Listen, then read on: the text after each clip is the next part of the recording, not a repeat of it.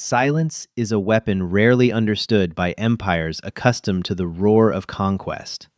When the Galactic Assembly issued their arrogant ultimatum, they fully expected humanity to break, to beg for scraps. Instead, the Earth delegation simply packed their briefcases and walked out. The universe has been holding its breath ever since. Ambassador Rhett Halstead sat motionless in the center of the Grand Chamber of the Galactic Council, a sprawling, cavernous amphitheater constructed from a bioluminescent stone native to the Council's capital world, Xylar. The lighting was harsh, casting long, dramatic shadows across the tiered seating where thousands of delegates from over 400 species murmured and gossiped. Halstead's tailored charcoal suit, woven with subtle carbon nanotube threading, a proprietary blend developed by the Lockheed Boeing conglomerate back on Earth, felt increasingly heavy under the oppressive gaze of the galaxy's elite. To his left sat General Alondro Flores, a man whose stern, weathered face bore the scars of the Europa uprisings, wearing the crisp, dark blue uniform of the United Nations Space Command. To his right was Dr. Eleanor Bryce, the foremost astrophysicist from the Massachusetts Institute of Technology, whose recent breakthroughs in dark matter manipulation had put humanity on the interstellar map. Together, they represented the entirety of the human race. They were a young species, having only achieved faster-than-light travel 3 decades prior thanks to a serendipitous discovery in the Oort cloud. Yet, in that short time, humanity had rapidly expanded, securing 3 dozen star systems and building an industrial base that rivaled empires 10 times their age. This rapid expansion had terrified the Galactic Council. High Minister Valek, the towering, four-armed representative of the Telleri Ascendancy, the de facto rulers of the Council, stood at the central podium. Valek's species was ancient, highly advanced, and deeply entrenched in their belief that they were the absolute arbiters of order in the cosmos. For the past 4 hours, Valek had been dictating the terms of the Sol Pacification Treaty, a document that was less of a peace agreement and more of a total subjugation of the human race. Section 4, Article 12. Valek droned, his voice translated perfectly into English by the Neuralink earpieces worn by the human delegation. The planetary body known as Earth, and its subsidiary colonies, shall immediately cease all independent military manufacturing. The corporate entities identified in your registries as Raytheon, General Dynamics, and SpaceX must transfer all intellectual property and orbital shipyards to the jurisdiction of the Council's Oversight Committee within 30 standard cycles. Halstead did not blink. He kept his hands neatly folded on the polished obsidian table in front of him. Furthermore, Valek continued, his multiple eyes narrowing with barely concealed disdain, the Sol system will dismantle the orbital defense grids currently stationed around your designated gas giants, Jupiter and Saturn. These weapons present a destabilizing threat to the surrounding sectors. In exchange, the Galactic Council will provide a detachment of Telleri peacekeepers to ensure the security of human space. The cost of this peacekeeping force will be subsidized by a 40% tariff on all human exports of helium, 3 and refined neodymium. General Flores shifted in his seat, the leather creaking slightly. Halstead gently tapped his index finger against the table, a prearranged signal to remain silent. Flores's jaw tightened, but he maintained his military bearing. Doctor. Bryce, meanwhile, was rapidly scrolling through data on her transparent tablet, her expression one of mild amusement rather than outrage. The terms were absurd. They were demanding that humanity voluntarily disarm itself, surrender its most advanced corporations, and pay for the privilege of being occupied by alien forces. It was a complete surrender of sovereignty, dressed up in diplomatic legalese. We recognize that your species is newly emerged from your cradle, Valek said, adopting a tone of patronizing benevolence.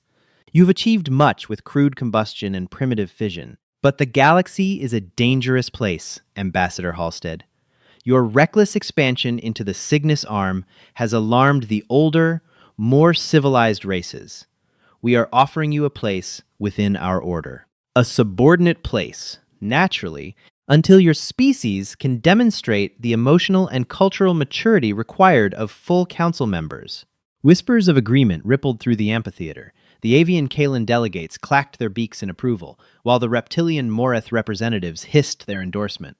They were all in on it. The council was a cartel, and they had recognized humanity's booming economy and rapid technological advancement as a direct threat to their monopoly on galactic power. They fully expected Halstead to grovel, to attempt to negotiate the tariff down to 30%, or perhaps beg to keep a fraction of their defense grid.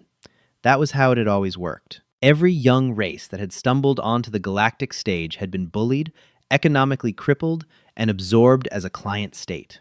Halstead thought back to the briefings he had received in Geneva just 3 weeks prior. The president of the United Earth Directorate, a pragmatic former CEO from the private sector named Thomas Arrington, had looked Halstead dead in the eye and given him his marching orders. "They're going to try to put a leash on us, Rhett," Arrington had said, pacing across the Oval Office equivalent in the UN headquarters.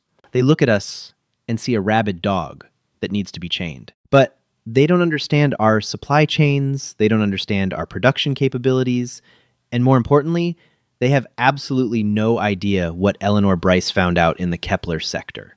You go there, you listen to their demands, and if they cross the line, you execute Protocol Vanguard." Halstead brought his focus back to the present.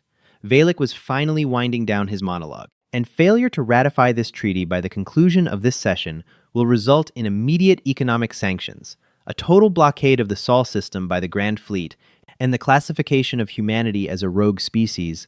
Valek concluded, resting his lower hands on the podium while his upper hands steepled in a gesture of supreme authority. "The Council eagerly awaits your gratitude, Ambassador." The immense chamber fell dead silent. Tens of thousands of alien eyes focused on the tiny human delegation sitting at the center of the floor. The atmospheric pressure in the room seemed to drop. The trap had been sprung. The Council had placed a metaphorical gun to Earth's head in front of the entire known universe. Halstead slowly inhaled, filling his lungs with the heavily filtered, slightly ozone-scented air of the alien space station. He looked to his left. General Flores gave a microscopic nod. He looked to his right. "Doctor."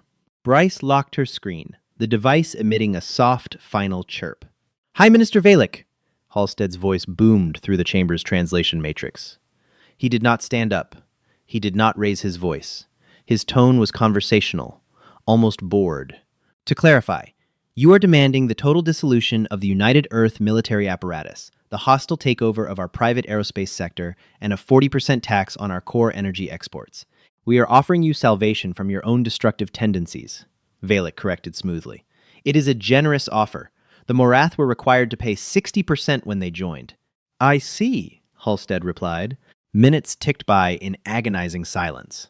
The alien delegates began to shift uncomfortably. They were waiting for the bargaining to begin. They were waiting for the desperate pleas about humanity's struggling colonies, the appeals to galactic mercy, the frantic attempts to compromise. Halstead did nothing of the sort. He reached down to the floor, picked up his sleek black polycarbonate briefcase manufactured by Samsonite, reinforced with military-grade ablative armor, and placed it on the obsidian table. Click. Clack. The sharp, mechanical sounds of the briefcase's titanium latches snapping open echoed loudly across the silent amphitheater. It was a stark, alien noise in a room dominated by biological hums and soft murmurs. Halstead calmly gathered his physical notes. He stacked the paper documents, a deliberate anachronism he often used to unnerve alien diplomats who relied entirely on holographics, and tapped them perfectly square against the table. He placed them neatly inside the briefcase. General Flores followed suit. The decorated military veteran stood up, his chair scraping loudly against the stone floor. He adjusted his service cap, squaring it on his head, and buttoned his uniform jacket. "Doctor." Bryce stood up as well, slipping her datapad into her lab coat pocket. The murmurs in the gallery ceased entirely. A palpable wave of confusion washed over the assembly. Valek leaned forward, his four eyes blinking rapidly in succession. "Ambassador Halstead?" Valek's voice crackled through the translation matrix, losing some of its previous aristocratic smoothness. "What are you doing? The session has not been adjourned." Halstead closed the lid of his briefcase. Snap, snap. The latches locked into place. The sound was like 2 gunshots in the quiet room. Halstead picked up the briefcase, stepped out from behind the table, and looked up at the towering Teleri High Minister. "High Minister Valek, members of the Council," Halstead said, his voice crystal clear. "The United Earth Directorate declines your offer." Valek's jaw dropped slightly, exposing a row of serrated teeth. You decline? Ambassador, you do not possess the authority to simply decline. Did your translation matrix malfunction? If you reject these terms, you will be blockaded. Your economy will collapse. Your people will starve within a generation. Our translation matrix is functioning perfectly, Minister, Halstead replied, his expression hardening into a mask of pure, unadulterated human defiance. We understood every word, and our answer is no. We will not dismantle our defense grids, we will not hand over our private industries to a foreign body, and we certainly will not pay you a tariff to occupy our home. Then you choose war, shouted a Morath delegate from the third tier, his reptilian scales flushing a deep, angry crimson. You choose annihilation. The Grand Fleet will burn your shipyards to ash. Halstead didn't even look at the Morath. He kept his eyes locked on Valek. We came here today in good faith. We came to offer a partnership. But it is abundantly clear that the Galactic Council is not looking for partners. You are looking for pets. Humanity has spent the last 200 years breaking the chains of our own gravity, surviving our own near extinction, and conquering the void. We did not cross the stars to put on a new collar. Halstead turned to his colleagues. General Doctor, let's go. We have a flight to catch. Without another word, Ambassador Rhett Halstead, General Alondro Flores, and Dr. Eleanor Bryce turned their backs on the most powerful political body in the known universe. They began to walk down the long, central aisle toward the massive exit doors. The chamber erupted into absolute pandemonium. Alien delegates were on their feet, shouting in hundreds of different languages.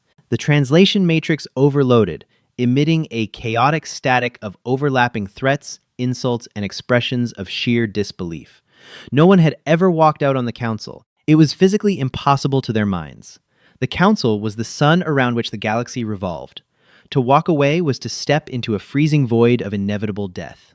Halt! Valek bellowed over the amplification system, his voice shaking the stone walls.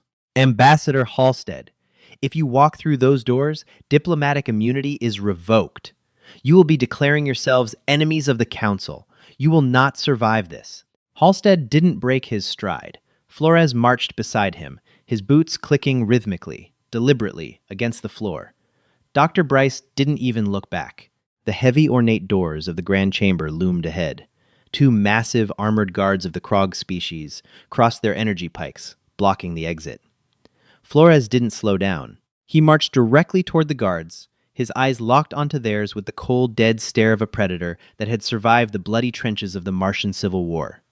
The human didn't flinch. At the last possible second, intimidated by the sheer irrational confidence of the bipedal ape marching toward them, the Krog guard stepped aside, the pikes uncrossed. The massive doors hissed open, revealing the sleek, metallic corridors of the human embassy wing. The Earth delegation walked through. The doors slid shut behind them with a heavy, final thud, cutting off the chaotic roar of the council chamber. Inside the chamber, Valek stood frozen at his podium. The noise of the delegates slowly died down, replaced by a stunned, heavy silence. The humans hadn't negotiated. They hadn't begged. They hadn't even raised their voices in anger. They had simply treated the Galactic Council as if it were completely, utterly irrelevant. Fools, Valek finally whispered to himself. They have condemned themselves to the dark. But deep within his chest, beneath his secondary heart, Valek felt a strange, cold knot of unease forming. Empires did not survive by ignoring threats. But the humans hadn't acted like a cornered animal. They had acted like someone who knew a secret. 3 hours after the walkout, the grand diplomatic halls of Xylar were still buzzing with outraged energy. High Minister Valek sat in his private sanctum, sipping a glass of fermented nectar to soothe his nerves. He was surrounded by his top military advisors, including Fleet Commander Xylar Kor, who was already drawing up holographic tactical maps of the Sol system. It will take a standard week to mobilize the 1st and 3rd Armadas, Commander Kor grunted, pointing a thick digit at the blue sphere of Earth. Their orbital defenses, these Lockheed grids, are robust, but they rely on outdated kinetic barriers. We will overwhelm them with plasma barrages from outside their effective range. Do not underestimate them, Commander, Valek murmured, staring into his glass. The humans are industrious. They built a Dyson swarm around their star in less than 40 years. Their industrial output is terrifying. They are cornered prey, Kor scoffed. They walked out to save their pride. They will be back at the negotiating table before the week is out, begging for the very treaty they just rejected. An abrupt chime interrupted the meeting. The heavy blast doors of the sanctum slid open, and a junior intelligence officer stumbled into the room, his gills flaring with panic. "Hi, Minister! Forgive the intrusion, but it's the humans!" Valek sat up, a smug smile crossing his face. "Ah, they have returned already? Let them wait in the antechamber for a few hours. Let them sweat." "No, Minister," the officer stammered, holding up a data pad with trembling hands. "They haven't returned. They're gone." Valek frowned. "Gone? You mean they have retreated to their embassy?" "No, sir. I mean they are gone. The entire human embassy has been evacuated. The staff, the security personnel, the data servers, everything. They boarded their diplomatic cruiser, the UNSC Churchill, and broke orbit 20 minutes ago." Commander Kor laughed a deep, guttural sound. "Running back to their home system. Cowards." "Sir, you don't understand," the officer said, his voice cracking. "They didn't jump to the Sol system. We tracked their slipspace rupture. They jumped toward the Perseus Veil, into the deep unknown, and before they left, they broadcast a system-wide message to all our relay stations." Valek stood up, slamming his glass down on the desk. "Play it!" The officer tapped his screen. A holographic projection of Ambassador Rhett Halstead appeared in the center of the room. He was sitting on the bridge of his ship, the stars streaking past the viewport behind him. He looked entirely relaxed. "Hi, Minister Valek." "Members of the Council," Halstead's recorded voice echoed in the sanctum. "By the time you receive this, the human delegation will be beyond your tracking range. We did not come to Xylar to negotiate our survival. We came to negotiate yours." Valek's eyes widened. Kor stopped laughing. 2 years ago, Halstead continued, Dr. Eleanor Bryce and our deep space reconnaissance fleets detected an anomaly in the intergalactic void, moving toward our galaxy at faster-than-light speeds. It is an extragalactic biological swarm, a locust-like entity of immense proportions. It consumes biomass, strips atmospheres, and leaves nothing but dead rocks in its wake. We call it the Scourge. The hologram shifted, displaying a terrifying tactical map. It showed a massive black mass approaching the outer rim of the galaxy directly in the path of the Teleri Ascendancy and the Council's core worlds. The mass was larger than 100 star systems combined. "Earth has known about this for 24 months, Halstead said, his image returning to the projection. "We spent that time adapting. Raytheon and General Dynamics didn't build our orbital grids to fight you, Minister. They built them to fight the Scourge. Our dark matter shielding, our temporal distortion fields, our kinetic barriers, they are designed specifically to repel this entity. We have fortified our sector. We are safe." A cold sweat broke out across Valek's scales. "We came to the Council today to offer you the blueprints," Halstead said, his tone devoid of pity. "We came to integrate our shielding technology into your fleets. We came to stand shoulder to shoulder with the galaxy to fight the apocalypse. But to do that, we needed you to treat us as equals. We needed to know you would fight beside us, not shoot us in the back to maintain your pathetic political dominance." Halstead leaned forward, staring directly into the camera. "You demanded our surrender. You demanded our disarmament. You proved that you are too blinded by your own arrogance to be trusted with the survival of our species. So, we are leaving you to your fate. The Scourge will hit your outer colonies in exactly 42 standard hours. May whatever gods you pray to have mercy on you, because humanity will not." The hologram flickered and died, leaving the room in stunned, absolute silence. Commander Kor stared at the empty space where the projection had been, his jaw slack. The tactical map on his own table suddenly updated with data downloaded from the human transmission. Red warning sirens began to blare throughout the sanctum. Deep space telemetry relays, stationed at the edge of the galaxy, were suddenly going dark, one by one. "Goddess above," Kor whispered, his voice devoid of all its previous bravado. "The outer relays, they're disappearing." Valek stumbled backward, collapsing into his chair. His mind raced. desperately trying to comprehend the sheer magnitude of their colossal mistake. The humans hadn't walked out because they were afraid of the Council. They had walked out because the Council was already dead, and Earth had no intention of sinking with the ship. "Recall the fleets," Vileek choked out, his chest heaving with panic. "Recall all fleets to the capital. Send a transmission to the humans. Beg them to return. Offer them anything. Offer them my seat on the Council." "We can't, sir," the intelligence officer cried. The humans severed all quantum entanglement comms. They've closed their borders. Their sector of space is entirely dark. They've locked the doors and thrown away the key. High Minister Valek looked at the sprawling, beautiful city of Xylar outside his window. A city that had stood for 10,000 years. A city that was now directly in the path of an ancient, cosmic horror. In their desperation to control the newest, brightest star in the galaxy, the Galactic Council had just extinguished their only source of light. And out in the cold void of space, the United Earth fleets raised their shields, locked their massive corporate-forged cannons, and prepared to weather the storm alone. Red emergency lights bathed the Teleri High Command Center in an apocalyptic glow. High Minister Valek stood paralyzed before the central holographic projector, watching a horror story unfold in real time.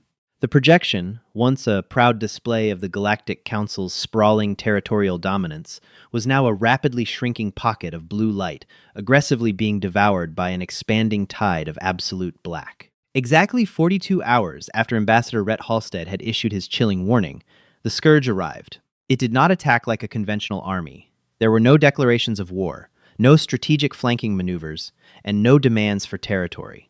It was a localized manifestation of cosmic entropy. Deep space imaging relays had managed to transmit a few fragmented visual feeds before being consumed, and what they showed shattered the sanity of the alien analysts. The Scourge was a biomechanical swarm, comprised of billions of jagged, asymmetrical entities that ranged from the size of fighter craft to the mass of small moons. They rode the interstellar solar winds like a plague of locusts, stripping star systems of everything biological matter, processed metals, and even the ambient energy of local stars. Commander Xylar Kor leaned heavily against the tactical console, his previous arrogance entirely evaporated. His uniform, usually immaculate, was rumpled, and his 4 eyes were bloodshot from lack of sleep. "Report from the Perseus border, Commander," a junior officer announced, his voice trembling so violently it was barely intelligible through the translation matrix. The Third Armada engaged the vanguard of the swarm at the edge of the SETI Alpha system. "Show me," Kor rasped. The main projector shifted from a galactic overview to a localized tactical grid. Thousands of green icons, representing the pride of the Council's military sleek, aerodynamic plasma cruisers and dreadnoughts, were arrayed in a defensive formation against a wall of black static. The engagement lasted less than 6 minutes. Minute 1. The Council ships unleashed a synchronized barrage of plasma torpedoes, illuminating the void with blinding blue fire. The swarm did not evade. The plasma impacted the leading edge of the Scourge, melting millions of the smaller entities into slag. Minute 2. The swarm rapidly adapted. The larger, moon-sized constructs deployed vast organic webbing that acted as a thermal sink. The subsequent plasma volleys were absorbed, dispersed, and effectively neutralized. Minute 4. The Scourge closed the distance. They did not fire weapons, they simply crashed into the Council fleet. The entities clamped onto the hulls of the dreadnoughts, their biomechanical jaws chewing through the reinforced tritanium armor. Minute 6. The green icons flickered, turned yellow, and vanished. All life signs ceased. The Third Armada, a force that had policed 100 star systems for 3 millennia, was gone. Silence descended upon the High Command Center. Valek felt his knees weaken. He collapsed into his command chair, his hands trembling. "They ate them," Kor whispered, staring at the empty tactical grid. "Our shields. The plasma just fed them. They consumed the kinetic barriers, they consumed the ships, they consumed the crews." "Minister!" another analyst shouted. "We have reports coming in from the Morath homeworld. The swarm has bypassed their planetary defense cannons. The atmosphere is being stripped. The Morath delegate is begging for immediate evacuation." Valek closed his eyes. The Morath had been the loudest advocates for humanity's subjugation just 2 days ago. Now, their civilization was being erased from the cosmos. "There is no evacuation," Valek said, his voice hollow. "Where would they go? The swarm is moving inward, towards the core worlds, towards Xylar. Desperation, raw and unfiltered, gripped the room. The galactic elite, species that had spent thousands of years convinced of their absolute superiority, were discovering that the universe did not care about their politics, their treaties, or their heritage. They were merely food. "What about the humans?" Kor suddenly demanded, turning to Valek. "Halstead said they fortified their sector. He said they built a wall." "We cannot reach them," the communications officer replied. "All quantum entanglement channels to the Sol system remain severed. We have sent automated distress beacons on every known frequency. There is no response." "Send a stealth courier," Kor ordered, slamming his fist onto the console. "A fast attack scout. Have it jump as close to the Sol border as possible. We need to know if they survived. We need to know if their defenses actually work. If they do, we abandon the Outer Rim and retreat our surviving fleets behind their lines." Valek didn't argue. He nodded slowly. "Do it." "But Kor, what makes you think they will let us in?" "They are a young species," Kor growled, though his tone lacked conviction. "They have empathy. They will not watch the galaxy burn." 3 hours later, the stealth courier Shadowwing dropped out of slipspace at the absolute edge of human territory, near the Oort cloud of the Sol system. The visual feed from the courier was transmitted live to the High Command Center on Xylar. When the visual cleared, a collective gasp echoed through the Teleri bunker. The Sol system was unrecognizable. It was no longer a simple star system with orbiting planets. It was a fortress of unimaginable scale. Earth's corporations, the very entities Valek had demanded be surrendered to the Council, had been incredibly busy. Encasing the entire solar system was a faintly shimmering violet energy field. It was a dark matter displacement grid, powered by the immense energy harvested from the Dyson swarm surrounding their sun. The grid was punctuated by colossal, heavily armored defense stations, each easily the size of a Council dreadnought, bristling with weaponry that defied Council understanding. As the Teleri scout ship drifted closer, the dark matter field flared aggressively. A mechanized, pre-recorded broadcast flooded the scouts' communication channels, immediately translated into the Teleri language. "You have entered the sovereign territory of the United Earth Directorate. This perimeter is currently under Level 1 quarantine due to the impending hostile biological incursion. Turn back immediately. Any vessel attempting to breach the Aegis Wall will be destroyed without further warning. May God be with you." "Sir?" The courier pilot's voice crackled over the feed. "I am picking up localized swarm elements approaching the human barrier. A splinter group of the Scourge. Massive biomass. They are attempting to consume the human energy field." Valek leaned forward, holding his breath. On the visual feed, thousands of the jagged, black entities hurled themselves at the violet shield, protecting human space. Unlike the Council's plasma barriers, the human shield did not feed the swarm. The moment the biomechanical horrors touched the dark matter field, they experienced localized temporal distortion. The entities rapidly aged, their biological components decaying into dust in a fraction of a second, while their mechanical parts shattered into inert fragments. The defense stations then opened fire. They did not use plasma. They fired accelerated beams of pure, weaponized dark matter technology born from the brilliant mind of Dr. Eleanor Bryce. The beams tore through the void, completely ignoring conventional physics, and struck the remaining swarm entities. The Scourge didn't just die. They were unraveled at a molecular level, erased from existence. In less than 40 seconds, the splinter swarm was annihilated. The violet shield shimmered, completely unaffected, and returned to its dormant state. "By the ancestors," Kor breathed. "It works. Their technology. It completely neutralizes the Scourge." "Pilot," Valek ordered desperately. "Transmit an emergency override code. Tell them the High Minister of the Galactic Council requests immediate asylum. Tell them we will sign any treaty, agree to any terms." Before the pilot could acknowledge the order, a single, concentrated beam of kinetic force shot from one of the human defense stations. It didn't strike the scout ship, but rather clipped its slipspace engine, cleanly disabling its faster-than-light capabilities without destroying the vessel. The automated human voice returned, cold and indifferent. "Warning. Aggressive maneuver logged. Retreat to minimum safe distance on impulse engines. The United Earth Directorate is closed." Good luck. The visual feed cut to static. The High Command Center fell dead silent once more.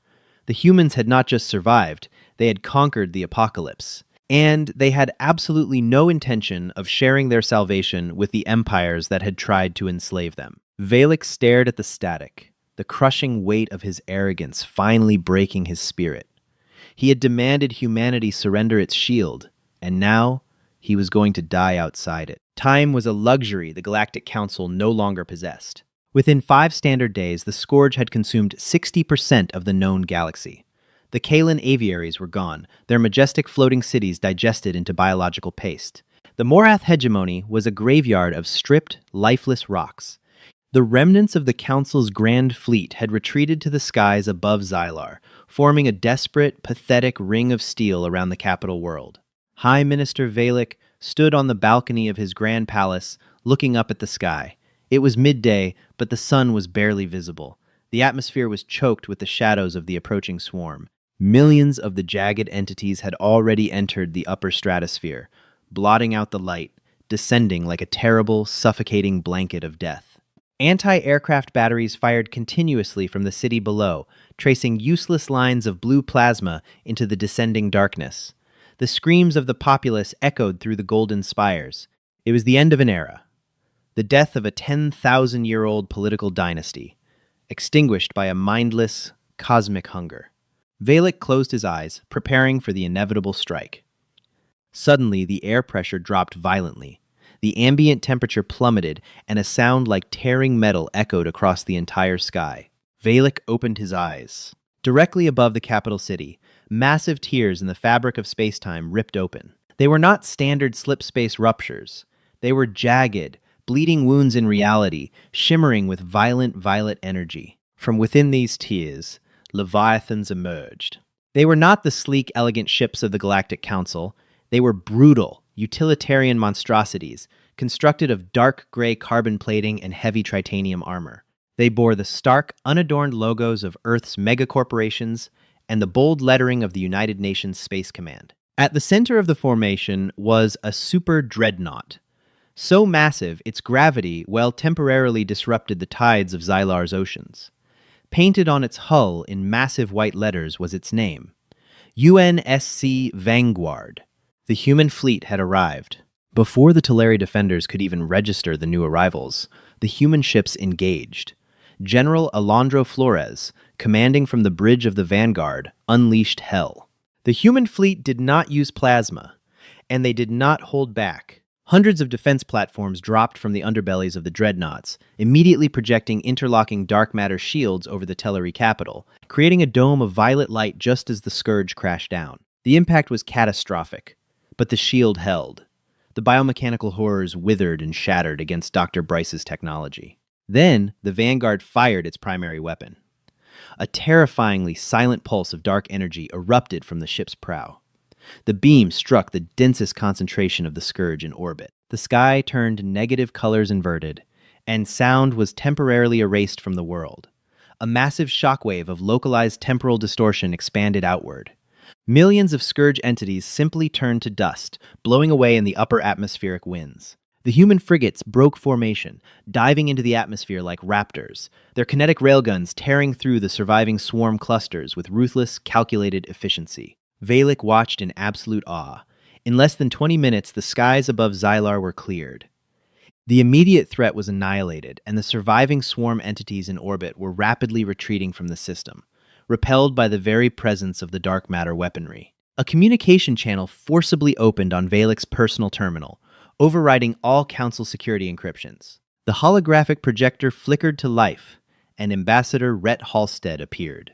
He was no longer wearing his charcoal suit. He wore a crisp, utilitarian UNSC officer's uniform, devoid of medals but heavy with authority. "High Minister Valek," Halstead said, his tone as calm and collected as it had been on the day he walked out of the council chamber. "Ambassador Halstead," Valek choked out, falling to his knees before the hologram, completely discarding his pride. "You came. You saved us. The Council. We owe you everything. We were wrong. We were arrogant, blind fools." "Get up, Valek," Halstead commanded, his voice cold. Don't insult me with groveling. Wylick shakily rose to his feet.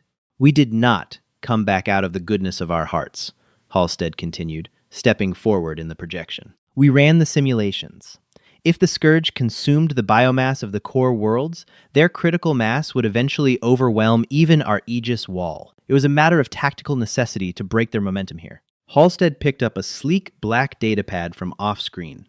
However, seeing as humanity has just expended billions of credits in dark matter munitions, and given that our corporations will need to establish permanent planetary defense grids across your remaining territories to ensure this doesn't happen again, we find ourselves in need of compensation. Valek's four eyes widened. He realized exactly what was happening. I have a document here, Halstead said smoothly, tapping the screen. We call it the Sol Ascendancy Treaty. It stipulates that the Galactic Council will immediately dissolve its current oversight committees. The Teleri Ascendancy will surrender command of all remaining naval assets to the United Nations Space Command. Furthermore, a 70% tariff will be placed on all core world exports to subsidize the human peacekeeping forces that will now occupy your space. It was verbatim. It was the exact crushing subjugation treaty Valek had tried to force upon humanity, magnified and turned back upon him like a mirror. You are taking control of the council, Valek whispered, a cold dread washing over him. You are making us a client state. We are offering you salvation from your own destructive tendencies, Minister, Halstead replied, throwing Valek's own patronizing words back at him. It is a generous offer. The alternative is we pack up our shields and leave you to the second wave of the Scourge. I assure you, they will be back. Valek looked out at the sky. The violet dome of human engineering protected his city. The massive, brutalist ships of the UNSC hovered above, an undeniable display of absolute power. The old galaxy was dead. The age of the Council was over. Humanity had not just survived the storm, they had become it. Where do I sign? Valek asked. His voice defeated, hollow, and completely broken. Halstead smiled, a terrifying, predatory human smile. I'll send down a shuttle. Dr. Bryce has the physical copies. We require your signature in person. After all, it's only proper diplomacy. The hologram flickered out, leaving Valek alone on his balcony. He looked up at the Vanguard, realizing too late that the most dangerous thing in the universe was not the monsters lurking in the dark, but the quiet, unassuming apes who knew how to build a bigger cage. The universe learned a terrifying lesson that day. Arrogance is a luxury only the truly prepared can afford. Humanity didn't just walk away from the table. They flipped it, rebuilt it, and forced the galaxy to sit in the child's seat. If you loved this epic tale of human defiance and HFY justice, smash that like button, share this story with your fellow sci-fi fans, and subscribe for more thrilling cosmic adventures. What would you have done in Halstead's shoes? Let us know below. Hi, my name is Tran Trung, the owner and manager of Palace Truths. After watching the video, Wait, They're Leaving, the Galactic Council froze when humanity abandoned the talks, _HFYSCI, I'd really like to know what you think. How did this story make you feel?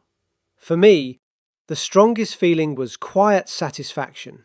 Instead of reacting with anger or desperation, humanity chose confidence, patience, and long-term thinking.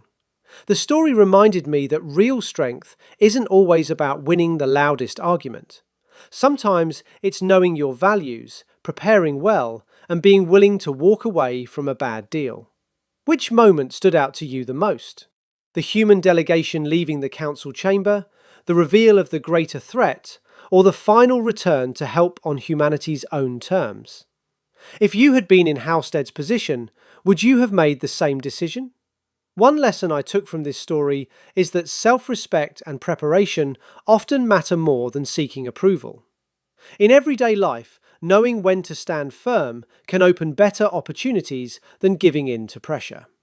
If this story gave you something to think about, I'd love to hear your thoughts in the comments. And if you enjoy HFY stories that blend strategy, resilience, and big sci-fi ideas, feel free to like the video or subscribe if you'd like to see more.